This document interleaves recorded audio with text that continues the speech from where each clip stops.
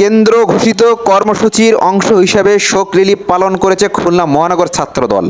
শোক র্যালিটি শিববাড়ি মোড় থেকে শুরু হয়ে ময়লাপোতা প্রদক্ষিণ করে ফুল মার্কেট হয়ে হাদিস পার্কের পাশ দিয়ে খুলনা মহানগর বিএনপির কেন্দ্রীয় কার্যালয়ের সামনে যেয়ে শেষ হয়।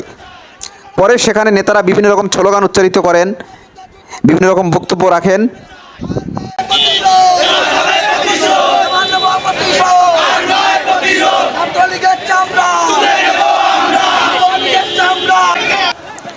খুলনা মহানগর ছাত্রদল আরও একটি শোক র্যালি বের করে খুলনা পার হাউস মোড় থেকে।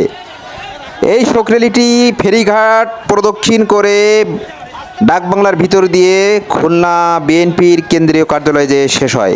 পরে সেখানে নেতারা তাদের দাবি দেওয়া নেতাকর্মীদের দিক নির্দেশনা সহ বিভিন্ন রকমের কথা বলেন। স্লোগানে খুনি হাসিনার বিচারের দাবিতে প্রকম্পিত হয়ে ওঠে খুলনা মহানগর।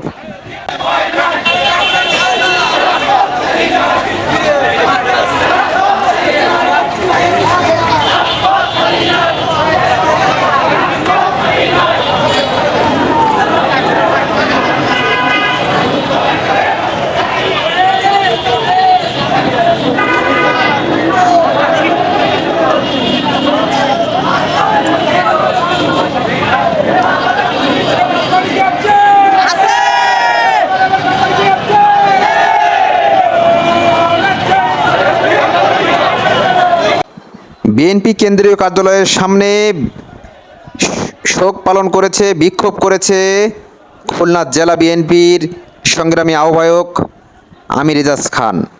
তিনি বক্তব্যে এমনটা উচ্চারণ করেছেন, অনতিবিলম্বে এই গণহত্যাকারী শেখ হাসিনাকে বাংলাদেশে ফিরিয়ে এনে তার বিচার কার্য শুরু করতে হবে এবং বাংলার গণমানুষের বিচারের সর্বোচ্চ দাবি ফাঁসি, এইটি চায় বাংলার মানুষ। উনি ওনার বক্তব্যের মধ্যে এমনটা উচ্চারণ করেছেন।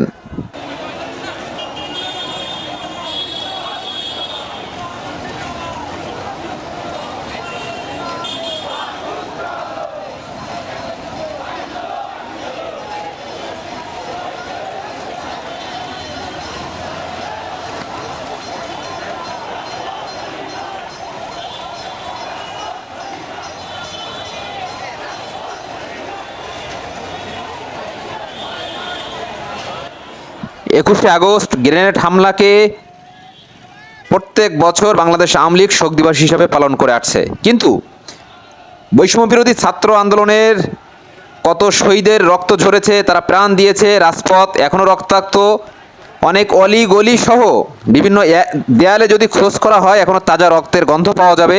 তো এই তাজা রক্তের উপর দিয়ে কোনোভাবেই বাংলাদেশ আওয়ামী লীগকে 21শে আগস্টের এই শোক পালন করতে দিতে রাজি নয় ছাত্রদল, যুবদল।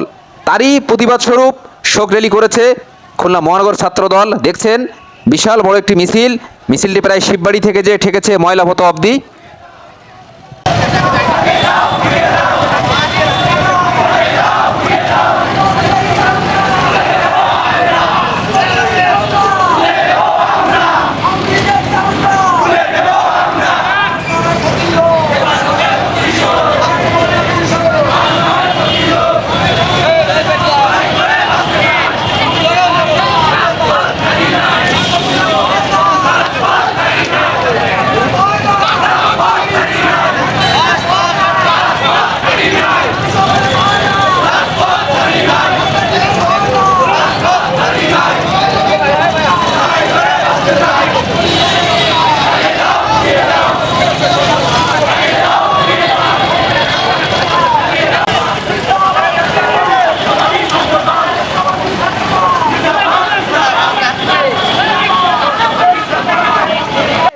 খুলনা মহানগর বিএনপির কেন্দ্রীয় কার্যালয়ের সামনে খুলনা জেলা বিএনপির সংগ্রামী আহ্বায়ক আমির এজাজ খানের নেতৃত্বে শোক সভা করেছে খুলনা জেলা বিএনপি।